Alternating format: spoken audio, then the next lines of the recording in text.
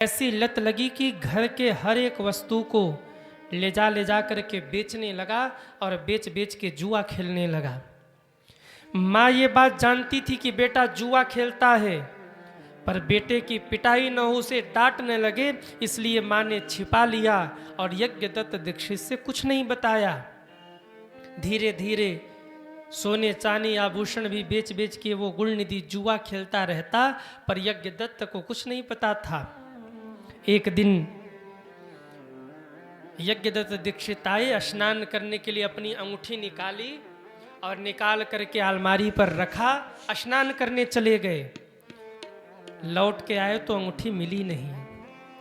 जब अंगूठी मिली नहीं तो पत्नी से पूछा कि मेरी अंगूठी कहाँ गई। उसने देख रखा था कि गुणनिधि ले जा रहा है, लेकिन झूठ बोल दिया, होगी कहीं गिरी होगी, मिल जाएगी। याद रखिएगा, यदि पुत्र कुसंगी है तो ये माँ का दोष है, उसने संस्कार नहीं दिया। यदि पुत्र अज्ञानी है तो ये पिता का दोष है, उसने बच्चे को पढ़ाया नहीं। और शास्त्र कहते हैं कि अगर कोई दरिद्र है, निर्धन है, तो वो व्यक्ति के खुद का दोष है कि वो दरिद्र बना रहा। माता अगर पुत्र पे ध्यान न दे तो पुत्र कुमार्गी हो जाएगा। पिता यदि पुत्र पर ध्यान न दे तो वह अशिक्षित रह जाएगा। और व्यक्ति खुद के ऊपर ध्यान न दे तो वो धनवान होते हुए भी बहुत बड़ा दरिद्र बन के रह जाएगा। कई बार धनवान लोग भी बड़े दरिद्र होते हैं। हाँ, बड़े बड़े धनवान भी कई बार बहुत, देखो धन न होना दरिद्रता नहीं है, धन होने के बाद भी कृपणता दिखाना ये दरिद्रता होती है। हाँ, एक व्यक्ति ने हमारे काशी आश्रम में 100 रुपए का दान किया, 100 रुपए का, बहुत बड़े आदमी थे। ले आए, बोले गुरुजी हमारी ओर से लगा देना। हमने कहा भगवान के पास चढ़ा दो। 3 साल बाद आए तो पूछने लगे, गुरुजी वो 100 रुपया हमारा कहाँ लगाया था आपने?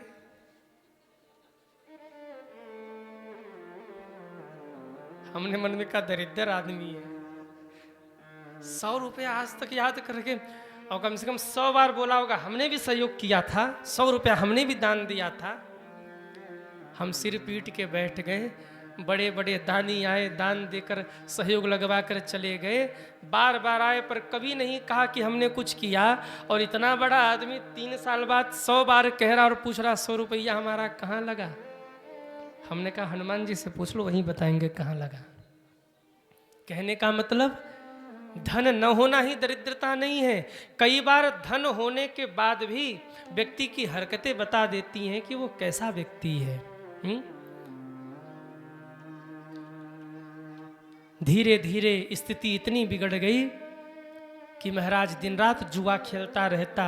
यज्ञदत्त को कुछ नहीं पता है मेरा बेटा क्या कर रहा है। एक दिन यज्ञदत्त एक यजमान के घर पूजन कराने गए और जिस समय संकल्प करा रहे थे, हाथ में वही अंगूठी दिख गई जो उनकी अंगूठी थी। कहा यजमान आपके हाथ में ये अंगूठी कहाँ से आई? ये तो मेरी अंगूठी है। सेठ जी ने कहा ये आपकी अंगूठी नहीं, ये मेरी अंगूठी है, पर ये तो मैंने बनवाई थी, आपके पास कैसे आ गई? सेठ जी ने कहा अपने बेटे से पूछिए मेरे पास कहाँ से आई, बेच के गया है। यज्ञदत्त चौंक गए। इज्जतदार व्यक्ति के ऊपर जब कभी उंगली उठ जाए ना तो उसके लिए मरने से भी बदतर हो जाता है। नहीं नहीं सेठ जी, आपको भ्रम हुआ होगा, मेरा बेटा ऐसा नहीं कर सकता। अच्छा हे ब्राह्मण देवता, जरा पूछ के देखना ना ठाकुर जी के सोने का सिंहासन कहाँ है। घर जाना, पत्नी से पूछ के देखना ठाकुर जी के चांदी का मुकुट कहाँ है, भगवान के पूजन के बर्तन कहाँ है, जरा पूछ के देखना पत्नी से, तब पता लगेगा। भागे भागे घर आए, पत्नी से कहा तिजोरी की चाबी दो। जाकर तिजोरी में देखा तो तिजोरी खाली। पत्नी से पूछा ठाकुर जी के सिंहासन, ठाकुर जी का मुकुट? पत्नी ने कहा मुझे नहीं पता। पति ने कहा पर मुझे पता है। सेठ जी से कहा आपके पास है? सेठ जी ने निकाल कर दिखा दिया, तेरा बेटा बेच के गया है। पंडित जी पानी पानी हो गए, रोने लगे बैठकर। उसी समय गुणनिधि को बुलाया और कहा गुणनिधि आज तूने अपने पिता के ऊपर कलंक लगा दिया, इसलिए निकल जा मेरे घर से, आज से तू मेरा बेटा नहीं है। गुलनिधि घर से निकल गया, जंगल में पहुंचा, बहुत बड़ा चोर बना। एक शिव मंदिर था, उसी शिव मंदिर के पीछे छिप कर रहता, जो भी आते वहां वहीं लूटपाट करता और अपना जीवन यापन करता। एक दिन उसको बुखार चढ़ा, शाम हुई, बुखार इतनी तेज कि वो कुछ बोल नहीं पा रहा है, चल नहीं पा रहा है, भूख बड़ी तेज लगी है, कुछ कर नहीं पा रहा, करे क्या। और उसी समय देखा तो गांव के लोग हाथ में ढोलक मजीरा लिए, खूब बढ़िया प्रसाद लिए, नमः शिवाय ओम नमः शिवाय, नमः शिवाय ओम नमः शिवाय, नमः शिवाय ओम नमः शिवाय, नमः शिवाय ओम नमः शिवाय, हर हर बम बम नमः शिवाय, हर हर बम बम नमः शिवाय, शिव शिव बम बम नमः शिवाय, शिव शिव बम बम नमः शिवाय, महादेव महादेव नमः शिवाय, महादेव महादेव नमः शिवाय, महादेव महादेव नमः शिवाय, महादेव महादेव दोनों नमः हाथ ऊपर शिवाय, करिए, हर हर बम बम नमः शिवाय, हर हर बम बम नमः शिवाय, नमः शिवाय बोलो नमः शिवाय, नमः शिवाय बोलो नमः शिवाय, हर हर।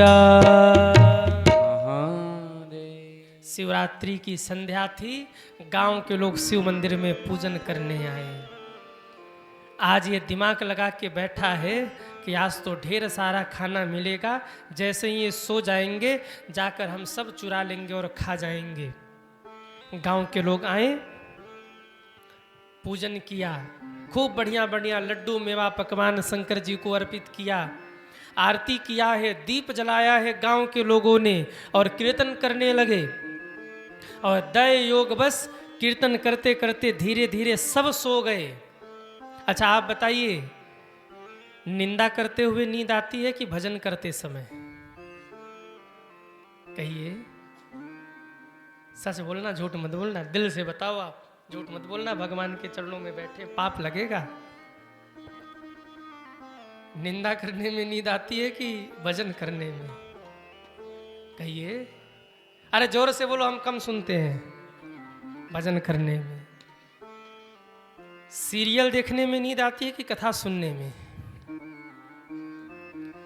जिस दिन माताओं का महा एपिसोड हो ना, पति खाए बिना मर जाए, पर उनका नहीं छूटता। वो कहे चाय बना के दे दे, जहर खा ले, जहर। महा एपिसोड आ रहा दिख नहीं रहा, 1 घंटे बाद हम खाली होंगे। निंदा करने में नींद नहीं आती, भक्ति करने में नींद आती है। सो गए गांव वाले, और जैसे ही सोए, गुलनिधि को मौका मिला, मंदिर में घुसा है चोरी करने के लिए, लड्डू उठा उठा के खाने लगा। और लड्डू खाते समय उसकी दृष्टि पड़ी दिए के ऊपर। देखा गांव के लोगों ने जो दिया जलाया था, तेल तो था उस दिया में, पर बाती जल चुकी थी। गुलनिधि को लगा अगर ये बाती जल गई तो दिया बुझ जाएगा, और अंधेरा हो गया तो मैं चोरी कैसे करूंगा, क्या करूं, कैसे दिया जलाऊं। जो उसने गमछा ले रखा था, उसी गमछा के छोर को फाड़ा है और बाती बना करके महाराज दिया में लगा दिया है। और जैसे ही दिया में वो बाती लगाई, शिवरात्रि की रात्रि को अगर महादेव के मंदिर में कोई दिवा जला दे तो महादेव उसको जन्म जन्मांतर के बंधन से मुक्त कर देते हैं। महादेव प्रसन्न हो गए और उसके सारे पापों को वहीं मिटा दिया। लेकिन अब मुक्ति का समय था। जैसे ही उसने दिवा जलाया, इसलिए जलाया कि मैं चोरी कर सकूं।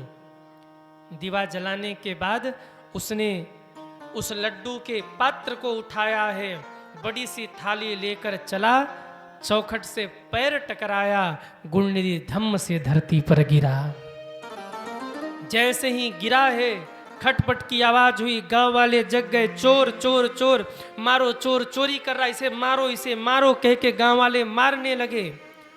और गुलनिधि को इतना पीटा कि उसके मुख से रक्त की धारा निकलने लगी। गांव वालों ने मार करके उसे फेंक दिया बगल में, मंदिर के बगल में जो झाड़ी थी उसी झाड़ी में फेंक दिया। मुख से रक्त की धारा निकल रही है। बेचारा शिव जी का प्रसाद भी पूरी तरीके से खा नहीं पाया। मुख में लड्डू का प्रसाद है, मुख से रक्त निकल रहा है, बेसुध होकर पड़ा है और आंखों से आंसुओं की धारा बह रही है। महादेव, तेरे द्वार पर मेरा ये हाल हो गया। हे महादेव, हे महादेव, कृपा करिए। और कहते हैं मुख में आज भगवान का नाम है, हृदय में महादेव का चिंतन है, मुख में लड्डू है और महादेव महादेव कहते हैं उसको लगा अब मेरे प्राण निकल जाएंगे। रोकर बोला, हे महादेव, जीवन भर मैंने पाप किया, चोरी की, पर अंत समय में आपका प्रसाद पाकर, आपका नाम लेकर, शिवरात्रि की रात्रि को आपका दर्शन करके मर रहा हूँ। हे महादेव, मेरे अपराधों को क्षमा कर देना। ये कहते कहते गुलनिधि मर गया। और जैसे ही गुलनिधि मरा, शिवलोक में हाहाकार मच गया। शिवजी ने पूछा, क्या हो रहा है? कहा, एक ऐसा भक्त आ रहा है जिसने अपने गमछे का पटका फाड़ करके आपके लिए बाती जलाया था। भगवान शंकर प्रसन्न हो गए, उसे राजा बना दो। क्या कहा भगवान शंकर ने? क्या कहा? नंदी, उसे राजा बना दो। उसे राजा बना दिया गया। गुलनिधि एक राज्य का मालिक बन गया, धरती पे आके राजा बन गया। और उसे पता लगा कि मैंने एक दिया जलाया था, भगवान शंकर ने हमें राजा बना दिया। उसने कहा, मेरे नगर में जितने भी शिव मंदिर हैं, सब में शाम को दिया लगना चाहिए और दिया की व्यवस्था हम करेंगे। करोड़ों करोड़ों उसने महाराज दिया जलवाए महादेव के लिए। हर मंदिर में शाम को दिवा जलाता और खुद घूम के निरीक्षण करता। अब राजा बन चुका वो। मृत्यु हुई, शिवलोक में पहुंचा। शंकर जी ने उठ के उस भक्त को हृदय से लगाया और नंदी से कहा, नंदी, इसने करोड़ों करोड़ों दिवे मेरे लिए जलाए हैं, एक काम करो, इसे स्वर्ग का राजा बना दो। और जैसे ही कहा स्वर्ग का राजा बना दो, इंद्र भागे भागे आ गए। भगवान, हमारी गद्दी क्यों छीन रहे हो? हमारी गद्दी तो छोड़ दो, क्यों हमारी गद्दी छीन रहे हो?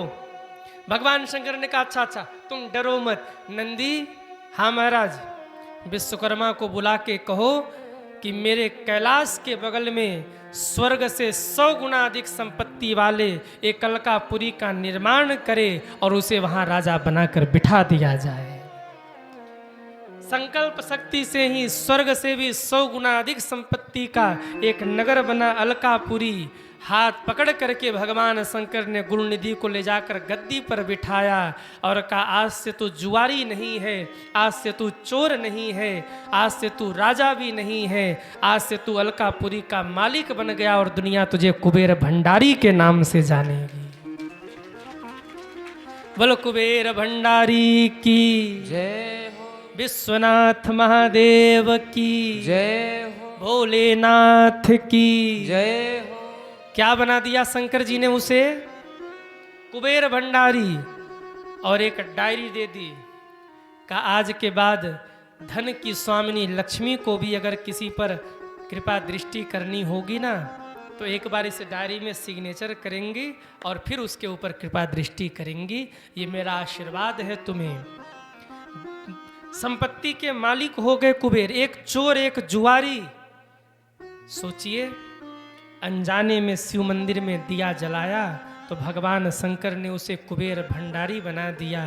एक दिया आप भी जलाइए, बाबा क्या से क्या ना आपको प्रदान कर दे सज्जनों। एक दिया मेरे महादेव के लिए आप जरूर जलाइए। शिव जी बड़े दाता हैं। हाँ, धन धन भोला नाथ बाट दियो, अरे धन धन भोला नाथ बाट दियो,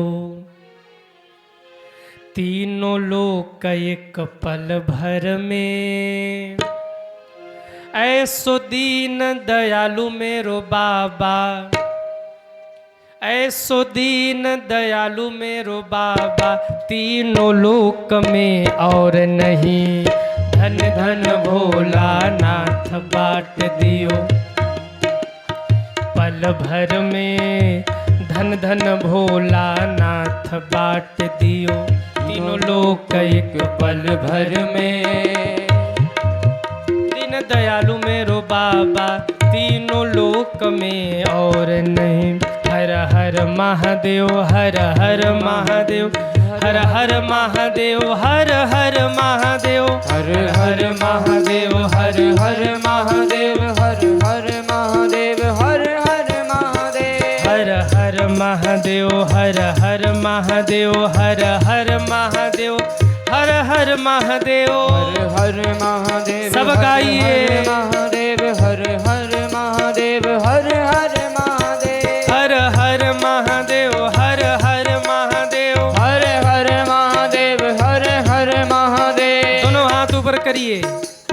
दुख हर ताप हर संताप हर पाप हर हर हर हर हर महादेव हर महादेव हर हर महादेव हर हर महादेव हर हर महादेव हर हर महादेव हर हर महादेव हर हर महादेव हर हर महादेव हर हर महादेव हर हर महादेव हर हर महादेव। बोल शंकर भगवान की जय हो। आप बताओ किसको किसको कुबेर भंडारी बनना है? एक सज्जन हाथ उठा रहे केवल। शिव जी के मंदिर में दीवा जलाइए, बड़ी महिमा है। एक लोटा जल बाबा पे अर्पित करिए। आगे शिव महापुराण में अनेक प्रसंगों पर चर्चा की गई। एक बड़ा प्यारा प्रश्न मैं आपको बताते हुए कथा को विश्राम की ओर ले चलूं। कई बार लोग कहते हैं कि शिव जी पर चढ़ाया हुआ प्रसाद नहीं खाना चाहिए। बड़े ध्यान से सुनिए, किन किन लोगों को शिव जी के ऊपर चढ़े हुए प्रसाद को नहीं खाना चाहिए और किन किन लोगों को शिव जी के ऊपर चढ़े प्रसाद को पाना चाहिए। अगर हम इसका विचार करें तो हमें शिव महापुराण का दर्शन करना होगा। शिव महापुराण में स्पष्ट बताया कि किनको किनको शिव जी के ऊपर चढ़े प्रसाद को पाना चाहिए और किस शिव विग्रह पर चढ़े प्रसाद को प्राप्त करना चाहिए। सज्जनों, अगर शिव महापुराण की माने ना तो हर शिवलिंग के ऊपर, शिव विग्रह के ऊपर चढ़े हुए प्रसाद को नहीं पाना चाहिए। नियम है इसका। नियम क्यों बना? क्योंकि शिव जी के ऊपर जो प्रसाद चढ़ रहा है ना, वो चंड नामक एक गढ़ है शिव जी के, उनका भाग है। एक बार शिव जी के एक परम प्रिय गढ़ हुए चंड नामक, उन्होंने तप किया और तप करके भगवान शिव को प्रसन्न किया। शिव जी ने कहा, चंड मांगो क्या चाहिए? चंड ने कहा, भगवान आपके ऊपर जो कुछ भी चढ़ रहा है ना, उस पे केवल मेरा अधिकार हो। जो कुछ भी आप पर चढ़ रहा है उसको केवल मैं प्राप्त करूं, उस प्रसाद को केवल मैं ग्रहण करूं, ये मुझे आशीर्वाद चाहिए। शंकर जी ने कहा, ये तो असंभव है, क्योंकि ब्रह्मा आदि देवता भी मेरे ऊपर चढ़े प्रसाद को ग्रहण करते हैं। अगर सारा भाग तुम्हें ही मिल जाएगा तो फिर और भक्तों का क्या होगा? चंड ने कहा, भगवान पर मुझे तो यही वरदान चाहिए कि आपके ऊपर जो प्रसाद चढ़े वो प्रसाद केवल मैं प्राप्त करूं, उस प्रसाद का कोई भी अधिकारी न हो। शिव जी ने कहा, चंड तुमने तप किया है, इसलिए मैं तुम्हें वरदान तो दूंगा, लेकिन मैं थोड़ा सा संशोधन कर रहा हूं। हर शिव विग्रह पर चढ़े प्रसाद पर तुम्हारा अधिकार नहीं होगा। केवल एक विग्रह पे तुम्हारा अधिकार होगा, जिसे टंकेश्वर शिवलिंग कहा जाएगा। टंकेश्वर शिवलिंग का मतलब, जिसको किसी दुकानदार ने, किसी मूर्तिकार ने किसी शिला से, पत्थर से शिवलिंग को गढ़ा हो, तैयार किया हो, उस शिवलिंग को टंकेश्वर शिवलिंग कहा जाता है। हे चंड, ऐसे शिवलिंग पर तुम्हारा जो भी चढ़ जाएगा प्रसाद, उस पर तुम्हारा अधिकार होगा। बाकी 12 ज्योतिर्लिंग जो है उस पर तुम्हारा भाग नहीं है, वो भक्तों के लिए है। 12 ज्योतिर्लिंग में एक पत्र, पुष्प या कुछ भी चढ़ जाए वो भक्तों के लिए होता है, भक्त उसे प्राप्त कर सकते हैं। स्वयंभू शिवलिंग, जो स्वयं से महादेव प्रकट हुए हैं, ऐसे शिव जी के ऊपर चढ़े हुए प्रसाद को हर कोई प्राप्त कर सकता है। नर्मदेश्वर शिवलिंग, नर्मदेश्वर शिवलिंग, इसके ऊपर जो भी प्रसाद चढ़े वो हर कोई लेकर प्राप्त कर सकता, कोई दोष नहीं है। मैं तो, जो मुझसे पूछता है कि हम कैसे शिवलिंग की स्थापना करें, तो हमको कहते हैं कि आप नर्मदेश्वर शिवलिंग की स्थापना करिए। आप लोग आश्रम पर गए हैं, वहाँ जो शिवजी विराजमान है काशी आश्रम पर, हमारी जन्मभूमि राजापुर में काशी जी में एक आश्रम का निर्माण हो रहा, वहाँ शिवजी स्थापित हुए। नर्मदेश्वर शिवलिंग है।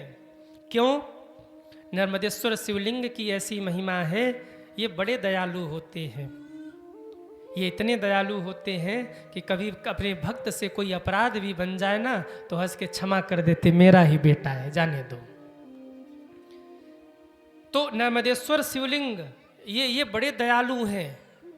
नर्मदेश्वर शिवलिंग के ऊपर चढ़े हुए प्रसाद पर भक्तों का अधिकार, हर कोई उसे प्राप्त कर सकता है। रत्न से बड़े शिवलिंग, जो रत्न से शिवलिंग बने हैं, मणि माणिक्य से बने हों, ऐसे जिसमें महाराज अष्टधातु लगे हो या तमाम ऐसे रत्न लगे हों, उस पर चढ़े हुए प्रसाद को कोई भी प्राप्त कर सकता है। सोने से बने शिवलिंग पर चढ़े प्रसाद को कोई भी प्राप्त कर सकता है। धातु से बने शिवलिंग को सब लोग पूज सकते हैं और सब उस पर चढ़े प्रसाद का अधिकार सब पर होता, प्रसाद पर अधिकार सबका होता है। पर जो टंकेश्वर शिवलिंग है, टंकेश्वर शिवलिंग यानी दुकानदार ने जिस शिव विग्रह का निर्माण किया है, शिवलिंग को अपने छेनी से, हथौड़ी से काट काट के उसे आकृति दी है और शिवलिंग बनाकर तैयार किया है, उस पर सबका अधिकार नहीं है। शंकर जी ऐसा कहते कहते रुक गए और फिर रुक करके सोचने लगे कि भाई ये तो शिव भक्तों के साथ गलत हो जाएगा। अगर टंकेश्वर शिवलिंग के ऊपर केवल चंड का ही अधिकार होगा तो बहुत सारे भक्त इस प्रसाद से वंचित रह जाएंगे। तब भगवान ने फिर संशोधन किया और भगवान ने कहा, हे चंड, मैं तुम्हें अधिकार तो दे रहा हूं, पर ये अधिकार के बाद शिव भक्तों के लिए नहीं होगा। जो शिव के भक्त होंगे, जो दिन रात महादेव महादेव करते होंगे, जो शिव को अपना सर्वस्व मानते होंगे, ऐसे लोग टंकेश्वर शिवलिंग पर चढ़े हुए प्रसाद को भी स्वीकार कर सकते, उनको दोष नहीं लगेगा। उसमें भी हम बांट रहे हैं। चंड को आज्ञा दी भगवान शंकर ने, कहा उसमें भी मेरी आज्ञा है कि जो शिव के भक्त हैं उनके लिए कोई रोक नहीं होगा, वो अपनी भागीदारी उसमें भी सुनिश्चित कर सकते हैं, उसमें उनका भाग होगा। जो शिव की भक्ति करते हैं, दिन रात महादेव महादेव करते हैं, जो शिव को इष्ट मानते हैं, वो टंकेश्वर शिवलिंग से भी प्रसाद लेकर प्राप्त कर सकते हैं। या तो अगर आपके मन में भ्रम हो तो आप ये कर सकते हैं कि कोई अगर टंकेश्वर शिव मंदिर आपको दिखे, वहाँ की प्रसादी आपको चाहिए, तो आप अपने से मत लीजिए। अगर भ्रम हो तो आप पुजारी जी से कह दीजिए कि पुजारी जी वो प्रसाद हमें दे दीजिए, इससे दोष समाप्त हो जाएगा। बाकी 12 ज्योतिर्लिंग हो, नर्मदेश्वर महादेव हो, स्वयंभू शिवलिंग हो, ऐसे शिवलिंग पर चढ़ा हुआ प्रसाद आप बिना किसी संकोच के पा सकते, उसमें कोई दोष नहीं है, उस पर सभी भक्तों का अधिकार है।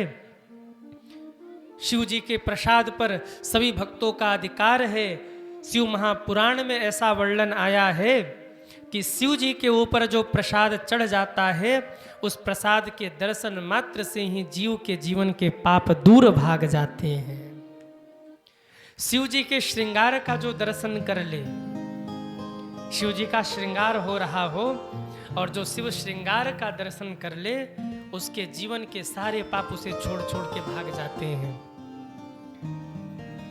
वहां महाकाल में, उज्जैन में आप लोग गए हैं कि नहीं? कितने लोग गए उज्जैन? वाह, बोलिए महाकाल भगवान की। श्रृंगार में कितनी भीड़ होती है। काशी विश्वनाथ जी में आप देखिए, कई बार हमने भी काशी विश्वनाथ जी के श्रृंगार का दर्शन भोल में किया, बड़ा आनंद होता है। क्या पुजारी जी वो अद्भुत श्रृंगार करते हैं, माला चढ़ाया, उठा के फेंका, फिर दूसरी माला चढ़ाई, खूब बढ़िया से वो चंदन लगा रहे, सफ़ेद चंदन, पीला चंदन, और वो कटोरे में भरकर रोली, दूध, दधी, आनंद हो जाता है। और सब कुछ करने के बाद एक मखमली वो रुमाल लेके शंकर जी को पोंछ दिया जाता है, और फिर बढ़िया वो सुंदर सुंदर पुष्पों से बने हार शिव जी के ऊपर स्थापित करके समी बेलपत्र आदि अर्पित करके फिर तिलक लगाया जाता है, और एक सुंदर सा पटका उड़ा दिया जाता है, और उस झांकी को देख करके तो मन वैसे ही मोहित हो जाता है। जब शंकर जी को वो पटका उड़ाया जाए ना, तब की झांकी बड़ी अद्भुत होती है। ऐसा लगता है घर का कोई बड़ा बुजुर्ग है, जैसे दादा हो, पर बाबा हो, और वो अपने बच्चों की रक्षा के लिए वो फेटा बांध कर बैठे हो कि हम हैं तुम्हारे रक्षा के लिए। वो दर्शन करके ऐसा भाव प्रकट होता है, ऐसा लगता है घर का कोई मुखिया हमारी रक्षा के लिए बैठा हो पटका बांध के। इतना अद्भुत लगता है जब काशी विश्वनाथ जी में बाबा का श्रृंगार होता है। वो घंटे की ध्वनि, वो शंख ध्वनि, वो डमरू की ध्वनि, वो डिम डिम घोष, पूरा प्रांगण गूंज जाता है जब बाबा का अभिषेक होने लगता है। एक तरफ मंत्रोच्चार हो रहा है, दिवे जलाए जा रहे हैं, डमरू बजाने वाले डमरू बजा रहे हैं, शंखनाद हो रहा है, भक्त जय जयकार कर रहे हैं, और पुजारी, अच्छा पुजारी जी भी बड़े अद्भुत होते हैं शंकर जी के। वो जब श्रृंगार करे तो वाह, एक धोती लपेट कर ऐसा लगता है शिवगण ही मानो महादेव का श्रृंगार कर रहे हो। बोलिए विश्वनाथ महादेव की जय हो। कितने लोगों ने शंकर जी के श्रृंगार का और आरती का दर्शन किया? विश्वनाथ भगवान के, काशी विश्वनाथ के नहीं किया? 2-3 लोगों ने किया। वाह, कभी मौका मिले तो काशी जी जाइए और वहाँ बाबा विश्वनाथ के भोर की आरती और श्रृंगार का दर्शन करिए, बड़ा अद्भुत। महाकाल तो आप सब जाते ही होंगे, दर्शन करते होंगे, पर काशी विश्वनाथ भी कभी जाकर श्रृंगार दर्शन करिए, क्या अद्भुत है।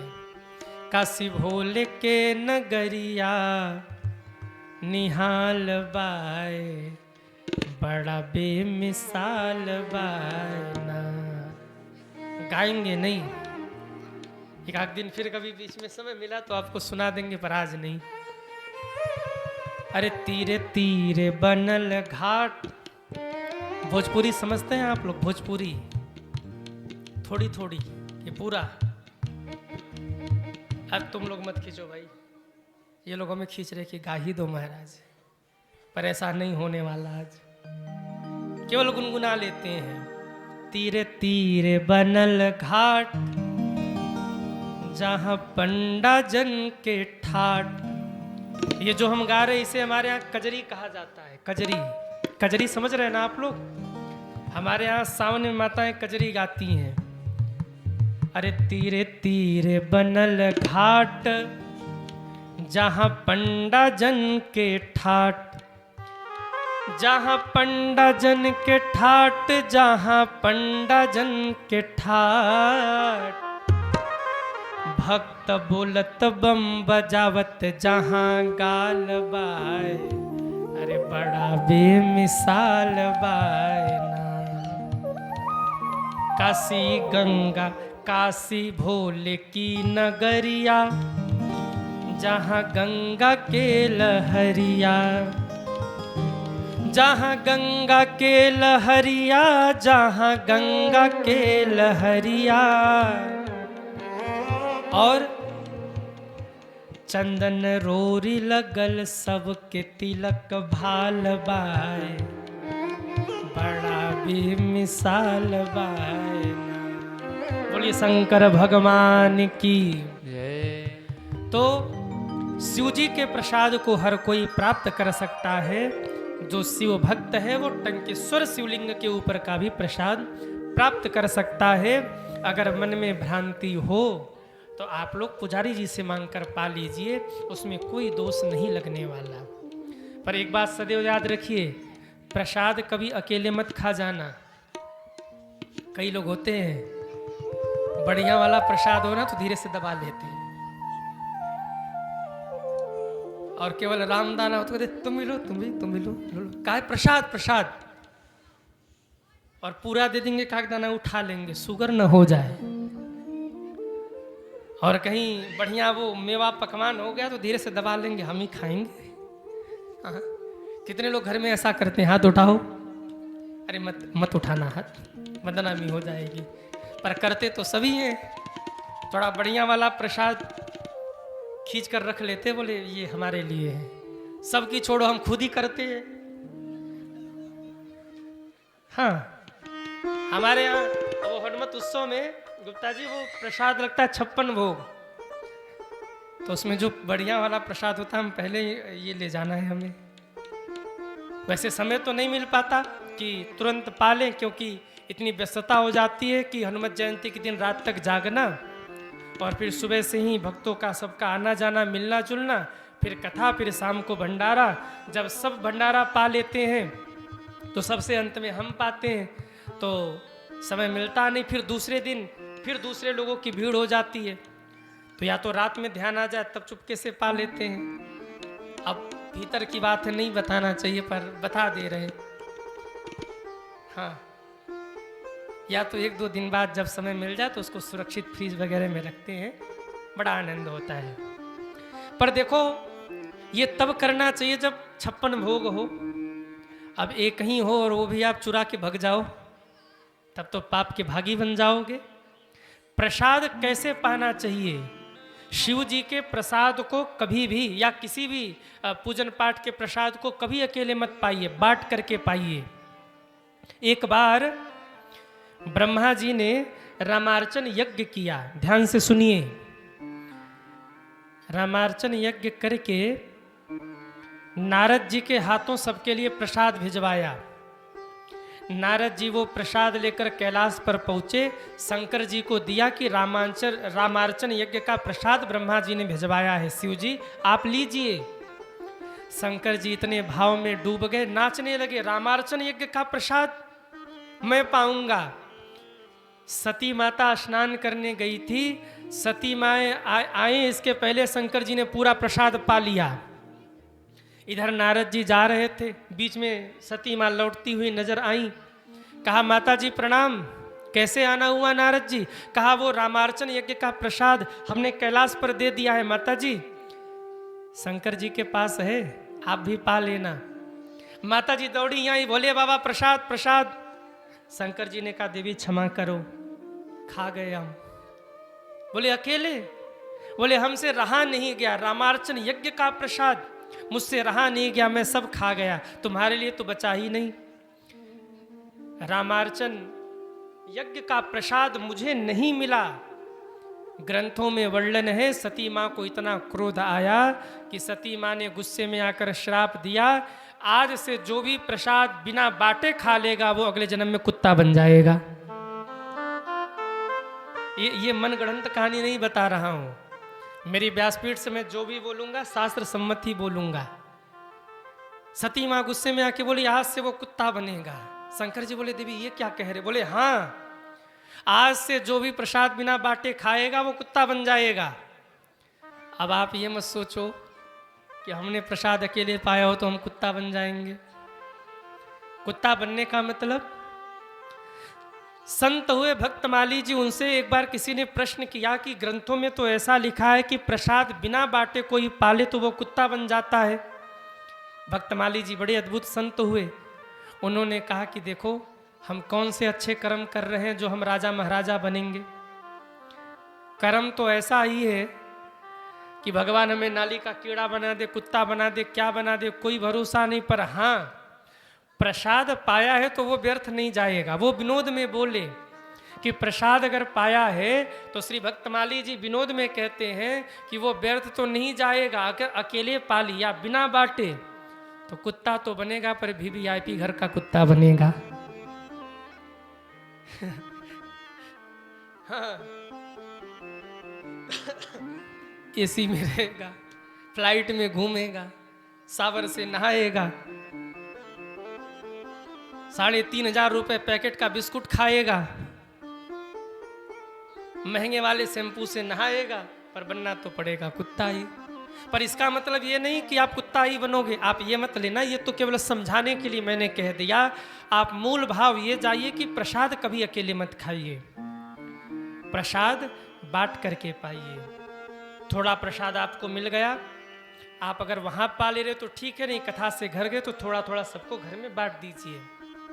अब आप कहेंगे गुरुजी अगर हम घर में सिंगल ही हैं तो कोई है ही नहीं, मान लो पत्नी गई मायके, बच्चे गए बाहर और हम अकेले कथा सुनने आए हैं, हमको प्रसाद मिला, तब हम क्या करें? अगर पाते हैं तो कुत्ता बनेंगे, तब के लिए दोष नहीं है। कोई न मिले तब के लिए दोष नहीं है, तब तो आपको अकेले ही पाना है। हमारे एक भक्त हैं जो कथा में आते तो ढेर सारा प्रसाद लेके जाते हैं, और जब कथा विश्राम होने वाली हो तो नीचे से ही गमछा फैला के दिखा देते हमको चाहिए। हम समझ जाते हैं इनको प्रसाद चाहिए, तो वो टोकरी भर के ले आए होते हैं प्रसाद। तो हम कहते हैं एक काम करो, आधा भक्तों में बंटवा दो और आधी टोकरी इनके लिए पैक कर दो। अपने टीम के बच्चों से इशारा कर देते कि इनके लिए पैक करो।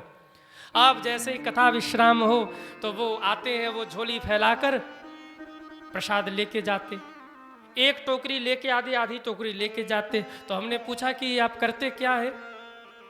बोले गुरुजी जब भी हम घर जाते हैं ना तो हम ये प्रसाद बंटवाते हैं, और जब प्रसाद बंटवाते हैं तो मोहल्ले वालों को पता लग जाता है कि गुरुजी की कथा में ये गए हुए थे। पूरे मोहल्ले में हम घर घर ये प्रसाद भिजवाते हैं और बिना कहे सबको ये पता लग जाता है कि हाँ गुरुजी से मिलने ये गए थे। बहुत दूर दूर तक वो जाते हैं, और महाराज जो प्रसाद लेके जाए घर भर बांटे, गांव भर बांटे, प्रसाद बांटा जाता है। जो बटोरा जाए वो विषाद होता है, और जो बांटा जाए उसी का नाम प्रसाद होता है। इसलिए प्रसाद बांट करके पाइए, प्रसाद अकेले मत पाइए। प्रसाद का मतलब क्या है आपको पता है कि नहीं? कहिए। प्रसाद में 3 शब्द हैं, 3 अक्षर हैं, प्र सा द। प्र यानी परमात्मा का, सा यानी साक्षात, द यानी दर्शन, यानी परमात्मा का साक्षात दर्शन ही प्रसाद कहा जाता है सज्जनों। इसलिए प्रसाद अकेले मत पाइए। अब आप भ्रम में हो गए होंगे कि गुरुजी यहाँ तो हम सबको प्रसाद मिलता है तो हम क्या बांट बांट के पाए? नहीं, यहाँ आपको प्रसाद क्योंकि बट रहा है वो, तो आपको वो प्रसाद पा लेना है। पर यदि आप घर लेकर चले गए तो एक एक दाना सबको थोड़ा थोड़ा बांट दीजिए। आप मंदिर जाते हैं, मैं आपसे निवेदन करूं, हमारे इष्ट है संकट मोचन, काशी में हनुमान जी महाराज। संकट मोचन काशी में आपने दर्शन किया कि नहीं कभी? कितने लोगों ने संकट मोचन हनुमान जी का दर्शन किया है? हमारे सामने हनुमान जी बैठे हुए हैं, हम इन्हीं को कथा सुनाते हैं, क्योंकि संकट मोचन में बैठ के कथा गाना यह संभव नहीं है, तो हम संकट मोचन हनुमान जी को ही फोटो रूप में ले आए। आश्रम पर भी मूर्ति के ऊपर जो फोटो लगी है हमारे काशी आश्रम पर, वो संकट मोचन हनुमान जी की लगी है, और यहाँ भी हमारे संकट मोचन हनुमान जी बैठे हैं। तो हम लोगों की आदत है, जब हम लोग घर पे होते हैं ना तो भोर में हम लोग उठेंगे, और भोर में उठ करके 3 बजे ही संकट मोचन पहुँच जाएंगे। 6 बजे तक दर्शन करेंगे, और 6 बजे जब भीड़ होना शुरू हो जाएगा तो धीरे से हनुमान जी संकट मोचन को प्रणाम करके घर आ जाते हैं।